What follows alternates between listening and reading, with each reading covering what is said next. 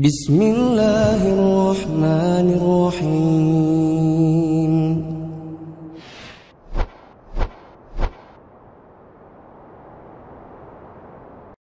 Bismillahirrahmanirrahim. Assalamualaikum warahmatullahi wabarakatuh. Innal hamdalillah usalli wa usallimu ala Rasulillah Muhammad ibn Abdullah wa ala alihi wa ashabihi wa mawalah. Asyhadu an la ilaha illallah wahdahu rabbi la syarika lah wa asyhadu anna Muhammadan abduhu wa rasuluh. Qala Allah ta'ala fi kitabihil karim ba'da a'udzu billahi as-sami'il 'alim minasy syaithanir rajim. Ya ayyuhalladzina amanu taqullaha haqqa tuqatih wa la tamutunna illa wa antum muslimun, amma ba'd. Allahumma 'allimna ma yanfa'una wanfa'na bima 'allamtana wazidna min 'ilmika wa karamika wa judika ya dzal jalali wal ikram, innaka 'ala kulli syai'in qadir wa bil ijabati jadir. Para hadirin, ikhwati fid din wa akhwat fillah, rahimani wa rahimakumullah.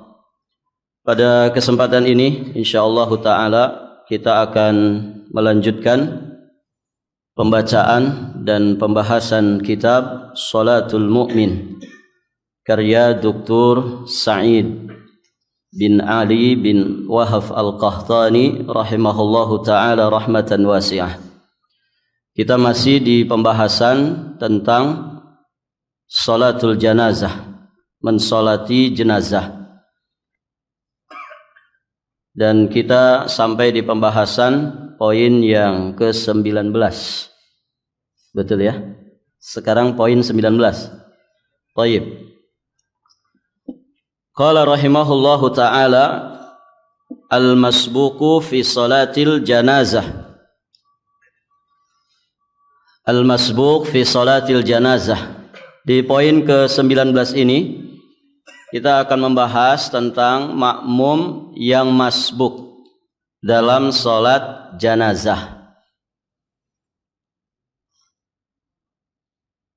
Muallif berkata, qala rahimahullah, disunahkan bagi makmum masbuk dalam salat jenazah, yakni yang tertinggal satu takbir atau lebih, agar menyempurnakan rangkaian sholat jenazah yang tertinggal darinya. Sebagaimana sholat pada umumnya, yang masbuk mesti menyempurnakan yang tersisa atau yang terluput dari sholatnya imam. Hal ini berdasarkan sabda Nabi SAW, fama adraktum fasallu wa ma fatakum faatimmu. Bagian salat yang kalian dapatkan dari imam maka kerjakanlah, ikuti. Wa ma fatakum faatimmu, dan apa yang tertinggal oleh kalian, apa yang terluput dari salatnya imam oleh makmum yang masbuk, fa'atimmu, maka sempurnakanlah. Al-Imam Abdul Aziz bin Abdullah bin Baz rahimahullahu taala berkata, di sini penulis sering menukilkan kalamnya Imam Asy-Syaikh Abdul Aziz bin Abdullah bin Baz karena beliau ini gurunya. Syekh Sa'id bin Ali bin Wahab Al-Qahtani itu salah satu di antara murid dari Syekh bin Baz rahimahumallahu ta'ala rahmatan wasi'ah. Maka kalam-kalamnya Syekh bin Baz sering dinukilkan oleh beliau. Syekh Abdul Aziz bin Abdullah bin Baz rahimahullahu ta'ala, beliau berkata, apabila dia mendapati imam, dia di sini siapa? Makmum masbuk pada sholat janazah. Apabila dia mendapati imam pada takbir yang ketiga, maka dia bertakbir. Ikuti. Dia bertakbir, kemudian dia baca surat Fatihah. Dia baca surat Fatihah. Kalau imam bacanya apa? Setelah takbir ketiga, imam baca apa? Doa kan? Nah, kita yang masbuk, kita masbuk datang ketika takbir, selesai takbir ketiga. Maksudnya pas takbir ketiga. Maka kita ikuti. Berarti imam sedang baca doa. Maka makmum yang masbuk takbir. Allahu Akbar. Apa yang dibaca imam makmum masbuk? Al-Fatihah. Begitu kata Syekh. Jadi dia bertakbir lalu membaca surat Fatihah. Dan ketika imam bertakbir yang keempat, maka dia bertakbir setelah imam lalu membaca salawat kepada Nabi sallallahu alaihi wasallam. Karena takbir keempat bagi imam, bagi makmum takbir keberapa? Takbir kedua. Maka urutannya setelah takbir kedua dia membaca salawat kepada Nabi sallallahu alaihi wasallam. Ketika imam mengucapkan salam, maka makmum yang masbuk bertakbir. Takbir keberapa? Ketiga. Dan dia membaca doa untuk janazah secara ringkas. Secara ringkas. Lalu bertakbir yang keempat. Dan setelah itu salam. Masih ingat ya urutan salat janazah? Selesai takbir pertama baca apa? Fatihah. Selesai takbir kedua baca salawat kepada Nabi sallallahu alaihi wasallam. Salawat yang seperti apa? Iya, salawat-salawat yang memang ada petunjuknya dari Nabi sallallahu alaihi wasallam. Jangan baca salawat nariyah. Gitu. Salawat yang datang petunjuknya dari Nabi. Yang paling simpelnya sallallahu alaihi wasallam atau alaihi salatu wassalam.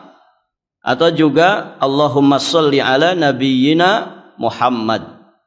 Atau yang paling istimewa adalah salawat Ibrahimiyah yang biasa kita baca dalam tasyahud.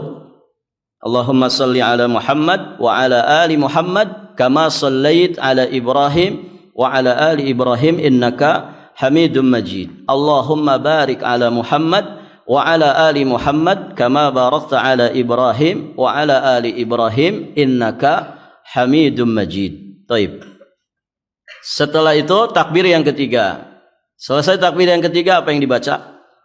Doa. Hafal doanya? Hafal. Yang pendek gimana yang pendek? Coba yang pendek gimana? Allahumma ighfir lahu warhamhu wa'afihi wa'fu anhu. Sampai situ. Baik. Iya, itu yang ringkas ya cukup sampai di situ. Atau Allahumma la tahrimna ajrahu wa la taftina ba'dahu waghfir lana wa lahu. Itu juga yang pendek. Yang lengkapnya pada hafal. Kalau di Masjidil Haram, Masjid Nabawi, itu habis takbir ketiga itu panjang itu. Jadi kalau antum baca yang pendek, setelahnya ngapain? Ngelamun. Baik para jamaah, dihafalkan ya yang panjangnya. Allahumma ighfir lahu warhamhu wa'afihi wa'fu anhu wa akrim nuzulahu wa wassi' madkhalahu. Kemudian waghsilhu bil ma'i wa thalji wal barad wa naqqihi minal khataaya kama naqqaita thawbal abyad minad danas wa abdilhu daran khairan min darih wa ahlan khairan min ahli wa zawjan khairan min zawji wa adkhilhul jannah wa a'idhu min adzabin nari wa min adzabil qabri. Begitu ya. Antum kalau pengen hafal sering-sering umroh gitu. Karena selesai salat fardu pasti ada salat janazah. Itu 5 waktu tuh, Masya Allah. Entah di Masjid Nabawi ataupun di Masjidil Haram. Kalau di kita ya jarang-jarang ya. Taib. Para jamaah yang dirahmati Allah. Nah itu. Jadi untuk yang masbuk ya baca doanya yang singkat saja. Selesai dari takbir ketiga dia membaca doa janazah yang ringkas, begitu kata Syekh bin Baz. Lalu bertakbir yang keempat. Tadi ya yang ringkas itu ya cukup Allahumma gfir lahu warhamhu wa'afihi wa'fu anhu. Kalau jenazahnya banyakan laki-laki dan perempuan, ya tinggal diganti ya kata gantinya. Allahumma gfir lahum warhamhum wa'afihim wa'fu anhum. Kalau misalkan perempuan, Allahumma gfir laha warhamha wa'afiha wa'fu anha. Demikian. Setelah takbir keempat, sebagian ulama mengatakan ada lagi doa. Berdoa lagi untuk janazah. Sebagian mengatakan setelah takbir keempat langsung mengucapkan salam. Thaib.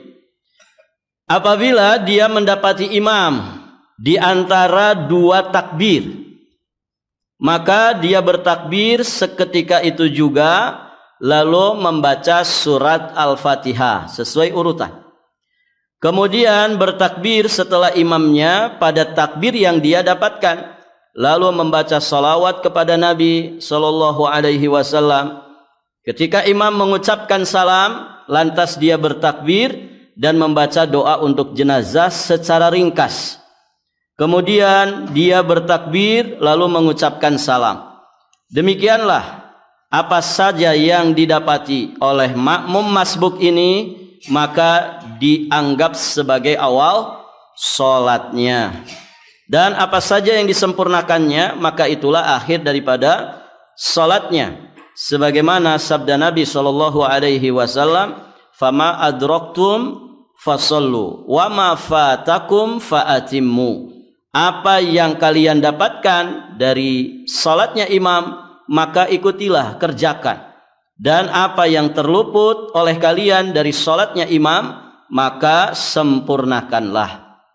Baik, apakah ada pendapat yang lain? Banyak. Ya, fikih itu tidak saklek, begitu ya. Orang itu kalau belajar fikih harus melapangkan dadanya. Kenapa? Karena selalu saja ada pendapat-pendapat yang lain, begitu ya. Dan kalau kita lihat Syekh di sini, ini lebih cenderung kepada madhab Hambali. Karena secara umum para ulama di Jazirah Arab, Saudi Arabia, itu rata-rata madhabnya Hambali.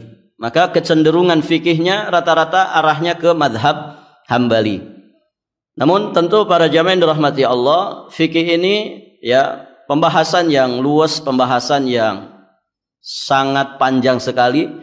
Ada beraneka ragam pendapat para ulama terkait dengan masalah rincian-rincian ilmu fikih.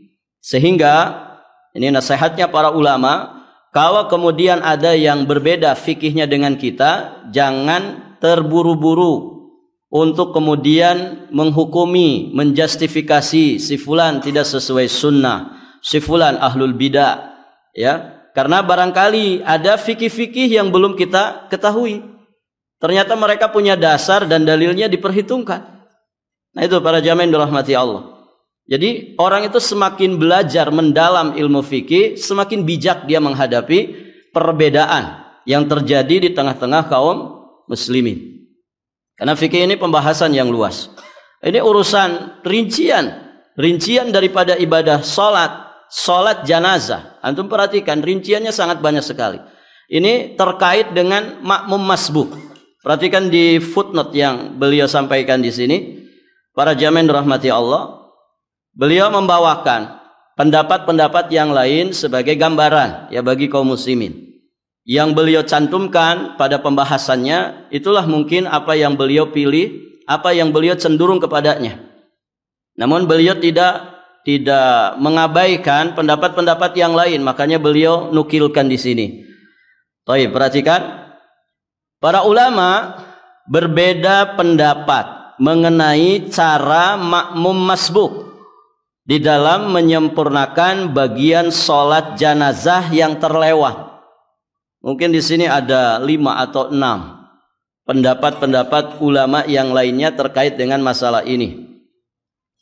Imam Al-Kharraqi berkata, barang siapa yang tertinggal satu takbir, hendaklah dia menyempurnakannya secara berurutan. Namun jika dia membaca salam dan tidak menyempurnakannya, maka hal itu pun diperbolehkan.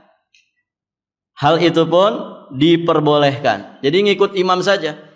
Dia mungkin dapat 2 takbir imam salam, dia ikut salam. Sebagian ulama membolehkan. Begitu ya. Baik, para jamaah yang dirahmati Allah. Dan Imam Ibnu Qudamah menyebutkan di dalam kitab Al-Mughni beberapa pendapat di dalam masalah ini sebagai berikut.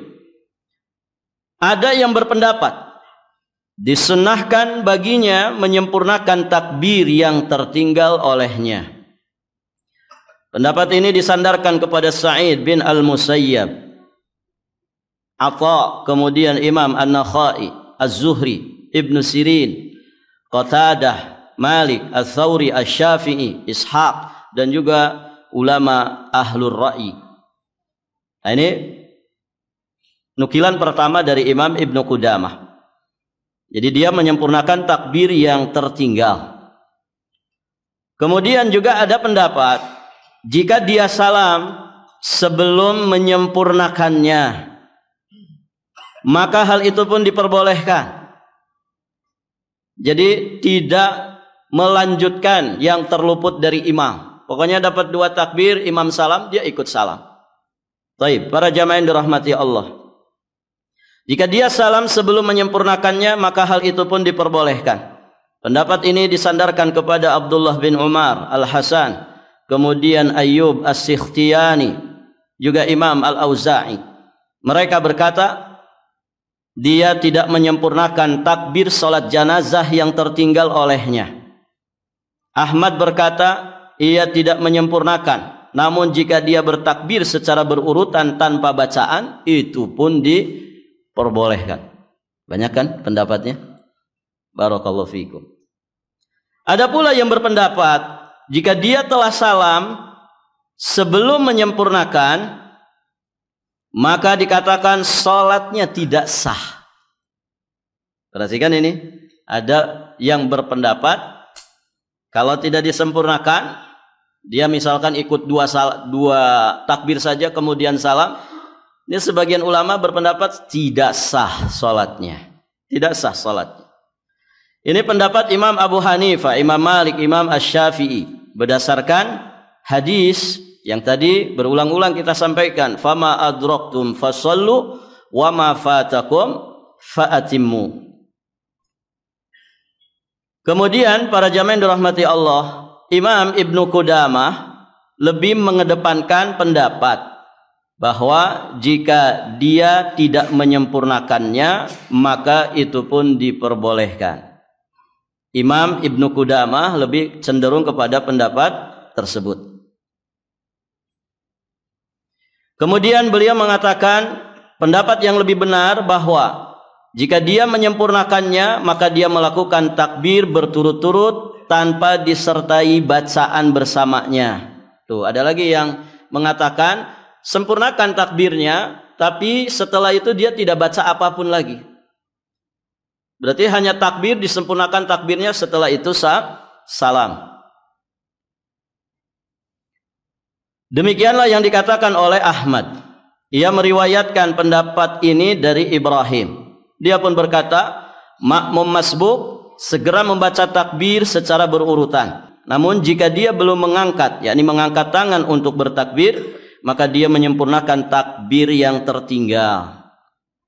Bila dia mendapati imam tengah berdoa untuk janazah, maka hendaknya makmum yang masbuk mengikutinya. Lalu jika imam telah salam, dia bertakbir dan membaca surat Al-Fatihah. Kemudian bertakbir dan membaca salawat kepada Nabi, lalu bertakbir dan salam. Nah, ini ada lagi, ya, kebalikan yang pertama tadi yang disampaikan oleh Syekh. Jadi ketika misalkan dia masuk ke barisan masbuk, ngikuti sholat jenazah, imam barusan saja selesai takbir yang ketiga ini, Allahu Akbar, takbir yang ketiga, dia masuk ke shaf, kemudian langsung takbir Allahu Akbar. Nah, menurut pendapat ini dia masuk ke takbir yang mana? Ke takbir yang mana, ikhwan? Takbirnya imam. Begitu ya? Imam takbir yang ketiga, maka dia baca doa setelah takbir itu. Allahumma ighfir lahu warhamhu wa'afihi wa'fu anhu wa akrim nuzulahu wa wasi' madkhalahu, dan seterusnya. Nanti kemudian imam takbir yang keempat, dia ikuti lagi Allahu Akbar. Imam salam, para jamaah yang dirahmati Allah, maka dia baca Fatihah. Ya. Maka dia baca Fatihah. Kemudian takbir lagi, melanjutkan setelah imam sesuai urutan yang tertinggal. Dia baru baca salawat, kemudian setelah itu takbir keempat dan salam. Berarti kebalikan yang mana? Yang pertama yang disampaikan oleh Syekh. Berikutnya para jamaah, Imam Asy-Syafi'i berkata, kapan saja makmum masbuk mendapati salat, maka dia memulainya dengan bacaan surat Al-Fatihah. Kemudian dia membaca salawat pada takbir yang kedua. Alasan yang pertama, kenapa seperti itu? Makmum masbuk dalam semua jenis salat wajib, dalam semua jenis salat dia wajib membaca surat Al-Fatihah. Dan surat berdasarkan yang tertinggal olehnya. Demikian pula di sini salat janazah, dia harus membaca sesuai. Jadi Imam Syafi'i ya kemudian mengkiaskan dengan salat-salat yang lainnya. Ya, salat yang lain itu kalau kita masbuk mesti Fatihah harus dibaca. Baik para jamaah, maka dalam salat janazah juga sama. Berikutnya, apabila makmum masbuk mendapati imam tengah di antara dua takbir, maka diriwayatkan dari Imam Ahmad, makmum tersebut menunggu imam agar dia bertakbir bersamanya. Jadi kalau di pertengahan tunggu takbir yang baru, begitu ya. Ini pendapatnya Imam Ahmad. Pendapat ini diungkap juga oleh Imam Abu Hanifah, Imam Ats-Tsauri, Imam Ishaq. Karena takbir-takbir itu seperti rokaat-rokaat pada sholat lainnya. Makanya tunggu ke rokaat berikutnya atau takbir berikutnya. Jadi karena takbir-takbir itu seperti rokaat-rokaat pada sholat yang lainnya. Seandainya ada satu rokaat yang tertinggal, maka dia tidak disibukkan dengan menyempurnakannya. Demikian pula halnya jika ada satu takbir yang tertinggal olehnya, maka tunggu takbir yang baru, kemudian dia ngikutin. Yang lain juga berpendapat makmum masbuk bertakbir tanpa perlu menunggu imam, dan ini adalah pendapatnya Imam Asy-Syafi'i. Alasannya karena dalam semua salat kapan saja dia mendapati imam, maka dia ikut bertakbir bersamanya. Begitu ya. Kaidah yang masyhur ya, kalau kita dapati imam dalam satu gerakan, maka kita ngikut gerakan itu. Caranya bagaimana? Imam nih misalkan sedang sujud, antum masbuk, nunggu rokaat baru atau langsung masuk? Langsung masuk. Caranya bagaimana? Takbir apa ini? Takbir ihram, pembuka salat. Selanjutnya takbir yang kedua. Itu yang ideal, yang sahih. Takbir yang kedua, takbir untuk apa? Intikal. Takbir perpindahan dari satu gerakan ke gerakan berikutnya. Itu yang ideal para jamaah. Jadi kalau imam sedang sujud, antum masbuk. Jangan nunggu begitu ya. Fama adraktum fasallu. Apa saja yang kita dapatkan dari imam, ikuti. Cara ngikutinya begitu. Antum masuk ke barisan. Kalau di celah depan masih ada, antum masuk. Walaupun harus melewati sop paling belakang, sebelum belakang. Kalau ada yang celah di depan, antum masuk. Dan itu fadilahnya besar, mengisi celah-celah kosong dalam shaf. Karena sebagian masjid kadang begitu. Nah, antum masuk kemudian awali salat dengan takbiratul ihram. Allahu Akbar. Ini takbir pertama, namanya takbiratul ihram, pembuka salat. Berikutnya kita bertakbir lagi, takbir perpindahan.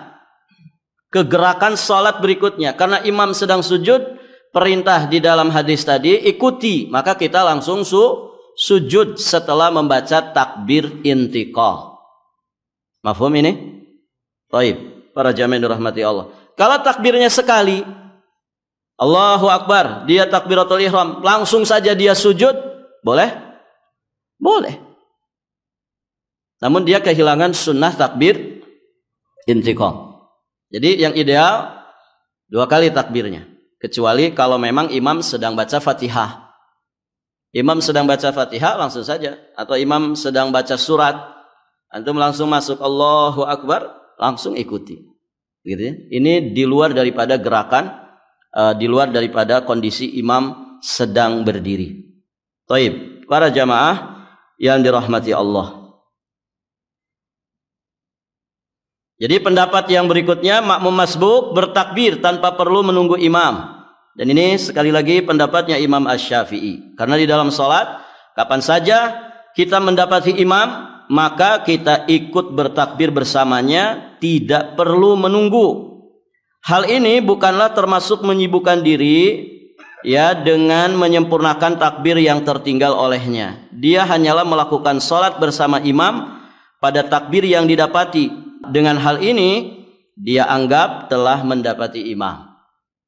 Nah, ini untuk kaitannya dengan sholat janazah. Walaupun imam di tengah-tengah antara 2 takbir, lanjut saja ikuti. Begitu ya. Imam kita mengikuti pendapat yang ngikut imam. Kalau imam sedang doa janazah, kita ikuti doa janazah.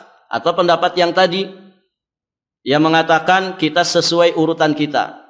Kalau kita baru takbir pertama, ya setelah itu Fatihah, walaupun imam sedang membaca doa janazah. Baik, para jamaah yang dirahmati Allah, Al-Imam Ibnul Munzir berkata, Ahmad mempermudah dalam kedua pendapat ini. Kapan saja makmum masbuk mendapati imam pada takbir pertama, hendaklah dia bertakbir dan segera mulai membaca Al-Fatihah. Kemudian bila imam takbir sebelum dia menyelesaikan bacaan Al-Fatihah, dia pun langsung bertakbir dan mengikuti imam serta memutus bacaan surat Al-Fatihahnya. Seperti halnya makmum masbuk dalam sholat yang lainnya. Karena imam itu wajib diikuti. Innama ju'ilal imamu liyu'tamma bih. Sesungguhnya imam itu dijadikan untuk diikuti. Baik, para jamaah yang dirahmati Allah.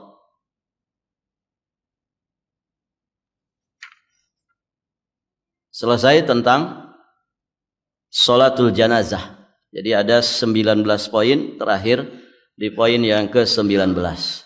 Berikutnya, kewajiban manusia yang hidup kepada yang meninggal dunia berikutnya adalah hamluz zanazah wattiba'uha wa tasyyi'uha.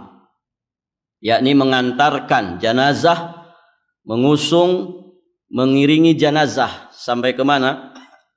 Sampai ke kuburannya. Ada beberapa hal yang perlu diperhatikan di dalam mengantarkan, mengusung atau mengiringi jenazah.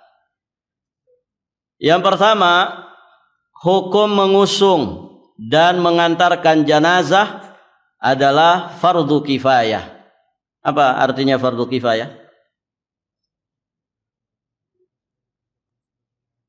Apa ikhwan? Apabila ada yang sudah melakukan, yang lain gugur kewajiban. Idza qama ba'dun saqata 'anil baqin. Begitu bahasa Arabnya.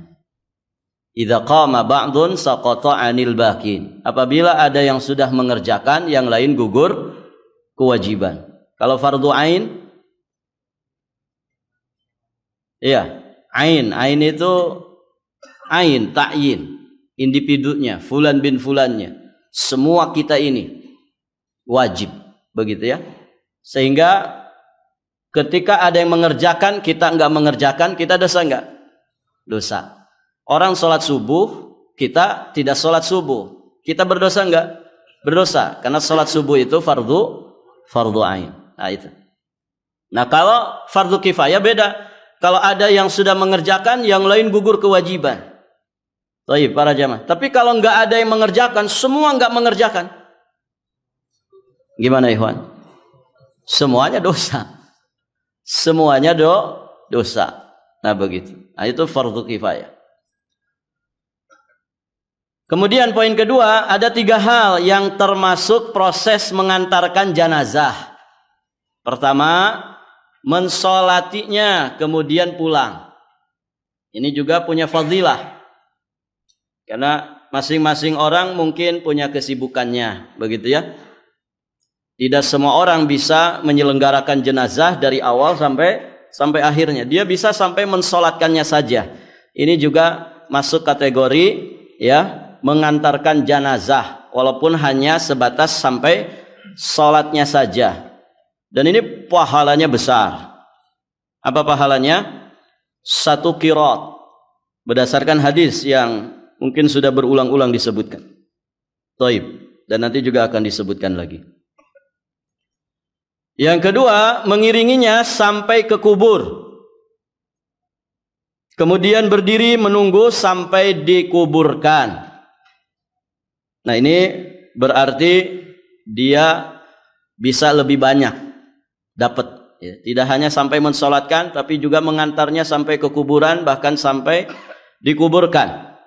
Disebutkan di dalam hadis Abu Hurairah radhiyallahu taala anhu, bahwasannya beliau pernah mendengar Rasulullah sallallahu alaihi wasallam bersabda, "Man kharaja ma'a janazatin min baitiha wa shalla 'alaiha thumma tabi'aha hatta tudfan kana lahu qiratani min ajrin kullu qiratin mithlu uhudin wa man shalla 'alaiha thumma raja'a kana lahu minal ajri mithlu uhudin." Kata Nabi sallallahu alaihi wasallam, barang siapa keluar bersama jenazah dari kediaman jenazah dan dia mensolatinya, kemudian mengiringinya sampai dikuburkan, dia akan mendapatkan pahala 2 qirat, dan setiap qiratnya seperti gunung Uhud. Ada yang pernah ke gunung Uhud?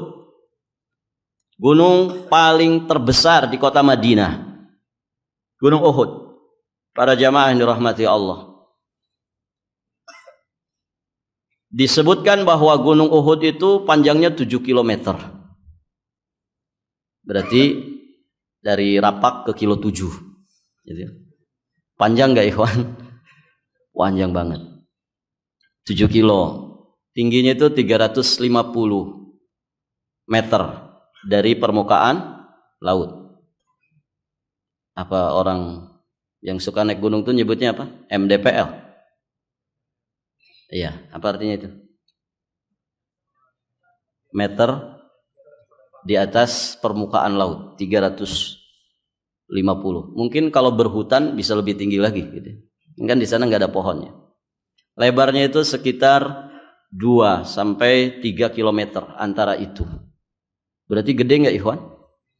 Gede, besar, panjang, luas. Maknanya apa di sini? Berarti kalau ada satu amalan disebutkan pahalanya segede gunung Uhud, berarti itu pahala yang besar. Pahala yang besar. Kalau pahalanya besar, berarti seorang mukmin selayaknya tidak menyia-nyiakannya. Begitu ya? Antum kalau sedang umroh, habis sholat wajib, kok ada sholat jenazah, itu jangan disia-siakan. Cuman berapa menit ikhwan? Allahu Akbar, 4 kali takbir salam. Paling 3 menit, 2 menit. Kita dapat pahala berapa? 1 qirat, segede gunung Uhud. Antum kalau sholat di Masjid Nabawi 4 hari, 4 kali 5. Berapa? 20. 20 kali sholat. 4 hari di kota Madinah, kemudian 4 hari sholat di Masjid Nabawi. Berarti antum dapat pahala berapa? Kalau rutin tiap habis sholat wajib ngikutin sholat jenazah, berapa? Segede 20 gunung. Gunung apa? Gunung Uhud. Banyak nggak itu? Banyak. Cuman yang jadi masalah, kita iman nggak dengan janji pahala itu? Kan gitu. Kadang ada orang bosannya ya, sholat jenazah lagi. Mending jalan-jalan aja. Orang sholat jenazah dia mah jalan-jalan. Ini rugi para jamaah. Ya kan? Karena di Indonesia kondisi seperti itu jarang didapatkan. Di Masjid Istiqlal nih, sholat jenazah berapa kali? Seminggu. Atau sebulan lah. Mana DKM-nya? Salat jenazah di Masjid Istiqlal sebulan berapa kali? Gak ada. Setahun. Mungkin juga gak ada gitu. Kemarin musim Covid banyak yang meninggal, tapi gak disolatin di masjid. Gitu. Nah itu para jamaah. Di Indonesia kita jarang-jarang mendapatkan situasi kondisi seperti itu. Maka kalau sedang di sana, jangan disia-siakan. Itu bayar 33 juta itu kan. Kalau pahalanya nggak memborong gunung Uhud, gitu. Ini kan rugi. Sudah banyak keluar tenaga, waktu, duit keluar. Ada orang senangnya happy aja di sana, gitu ya. Jadi umroh dengan pelesiran, ya umroh dengan apa? Orang bilang kalau wisata itu mirip tipis-tipis aja, ya bedanya. Jangan fokus ke belanjanya. Fokus kepada ibadahnya. Belanja itu sampingan saja, ya. Jangan yang diingat di kepala itu, apalagi nih list daftar belanjaan yang belum. Gitu. Kayaknya di Bin Daud tadi nggak ada, gitu. Mungkin di tempat lain ada ya. Ini mikirnya belanja aja, shopping aja. Ini hati-hati ya. Boleh, tidak mengapa kita belanja, tapi jangan jadi inti ya daripada perjalanan ibadah umroh. Taib, para jamaah yang dirahmati Allah. Karena terlalu banyak fadilah-fadilah yang bisa didapatkan, begitu ya, dari ibadah-ibadah yang ada. Dan tentu ya kekhusyuan itu yang akan menjadikan kualitas ibadah-ibadah yang dikerjakan di sana, menjadikan kita mendapatkan pahala yang berlimpah di sisi Allah Subhanahu wa taala. Taib, para jamaah. Berikutnya, berdiri setelah penguburan seraya berdoa. Jadi kalau tadi sampai dikuburkan, kemudian mungkin ada hajat dia langsung pulang. Taib. Nah di sini sampai mendoakan, memohonkan ampunan bagi jenazah, memohon kepada Allah semoga diberi keteguhan di dalam menjawab pertanyaan malaikat Munkar dan Nakir. Sebagaimana hadis Utsman bin Affan, beliau berkata, setelah selesai dari penguburan jenazah, Nabi sallallahu alaihi wasallam berdiri di dekatnya. Lalu kemudian beliau bersabda, "Istaghfiru li akhikum." Mohonkanlah ampunan untuk saudara kalian. Wasalulahu tathbit, dan mohonkanlah keteguhan baginya. Fa innahul an yus'al, karena sekarang saat ini dia sedang ditanya, yakni ditanya, difitnah di alam kuburnya oleh malaikat Munkar dan Nakir. Mengerjakan semua ini akan lebih menyempurnakan besaran pahala dan tentu lebih mengikuti sunnah. Itu para jamaah. Jadi kalau lapang waktunya, kita nggak punya kerjaan apa-apa, atau ada pekerjaan tapi sedang libur, ada orang meninggal dunia, usahakan sampai selesai, sampai kita tuntas menguburkan dan mendoakan jenazah tersebut. Karena berarti pahala kita akan lebih banyak ketimbang mereka yang sampai mensolatkan saja. Barakallahu fikum. Para jamaah, sepertinya sampai di sini saja. Nanti berikutnya ada poin keutamaan mengantarkan jenazah. Ini nanti dilanjutkan oleh Ustadz ya. Taib. Semoga apa yang disampaikan bermanfaat. Sudah masuk waktu belum?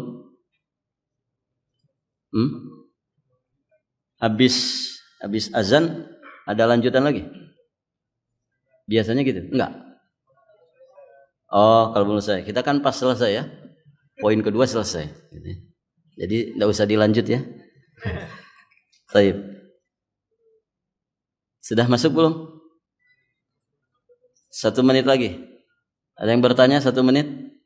Biar jawabannya nggak panjang-panjang. Apa Pak?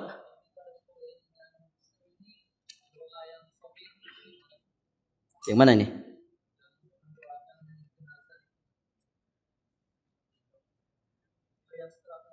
Setelah penguburan.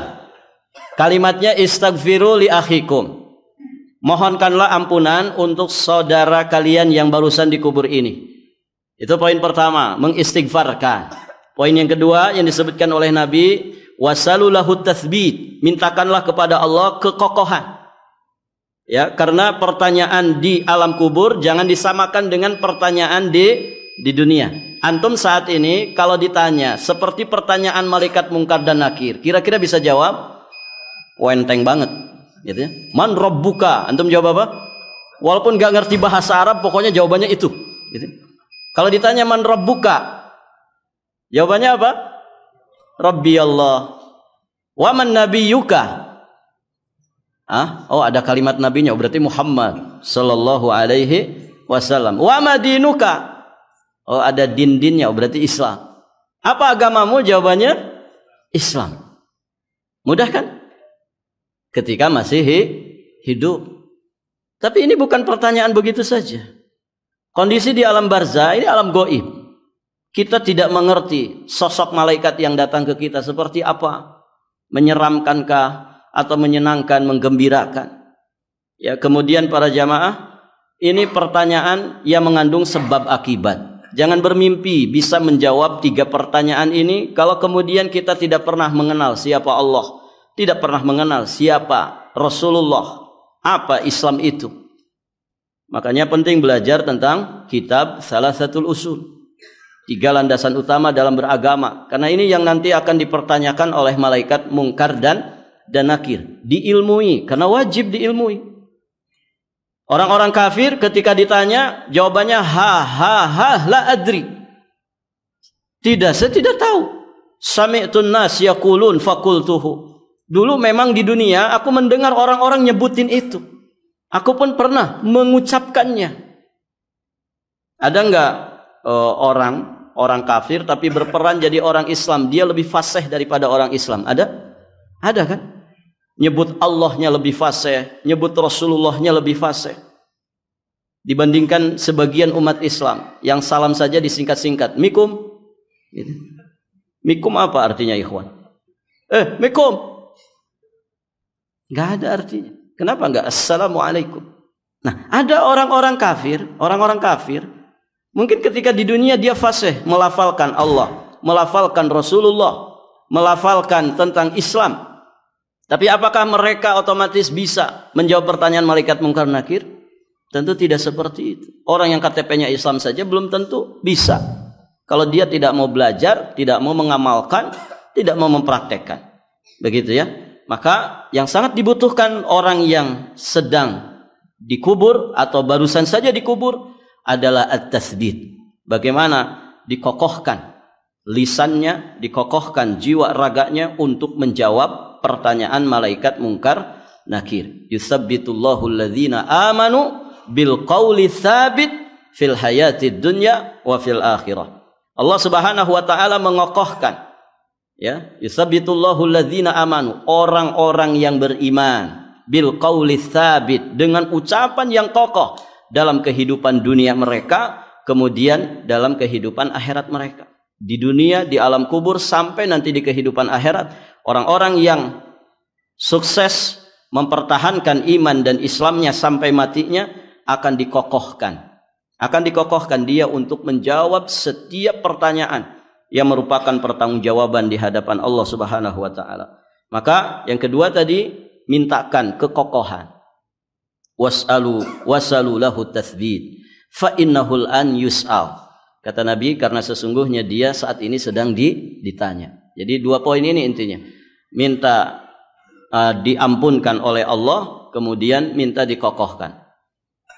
Kalau dengan doanya seperti apa? Boleh dengan doa janazah tadi. Allahumma gfir lahu warhamhu wa'afihi wa'fu anhu. Ustaz, saya misalkan pakai bahasa Indonesia boleh nggak? Boleh. Karena itu kan sudah proses di luar sholat.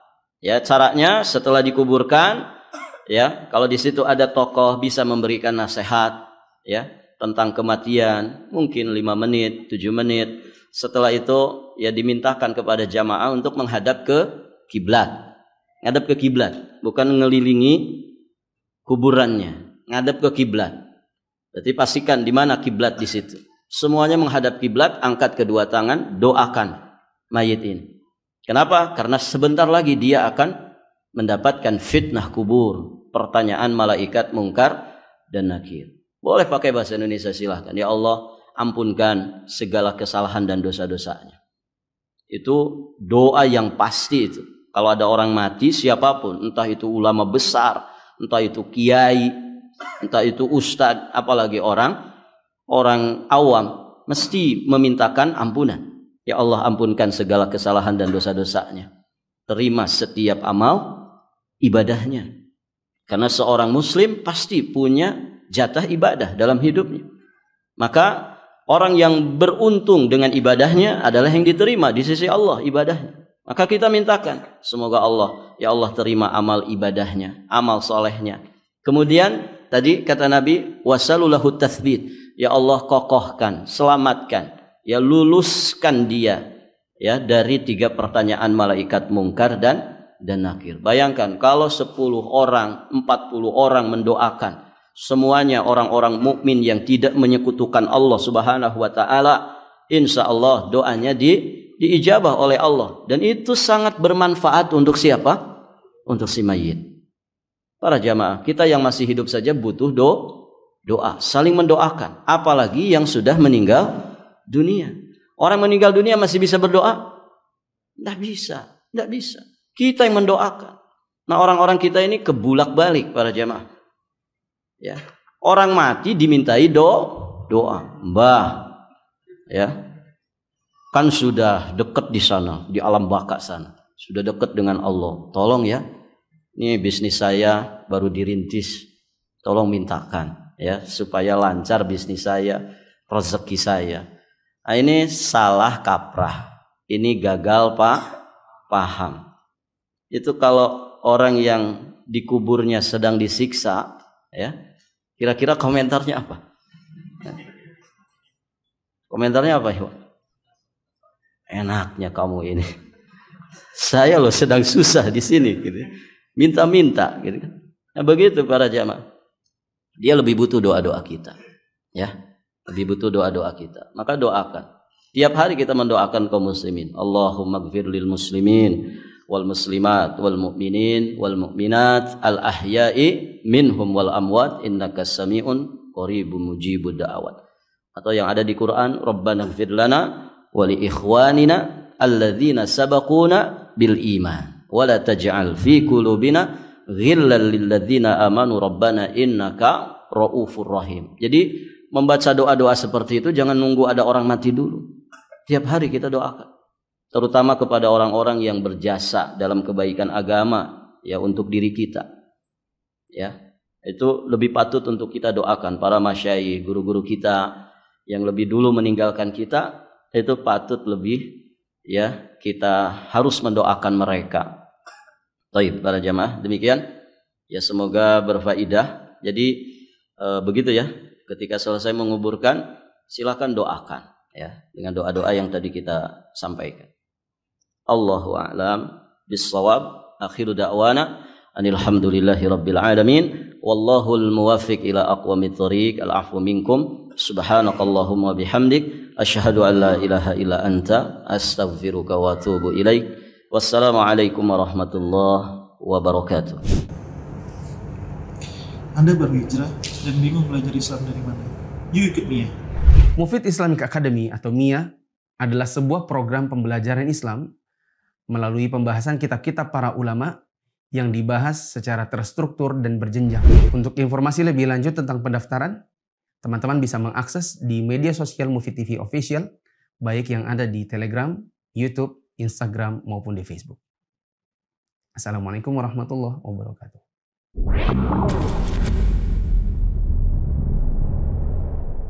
Ikut MIA, belajar agama jadi lebih menyenangkan dan bersumber dari kitab para ulama.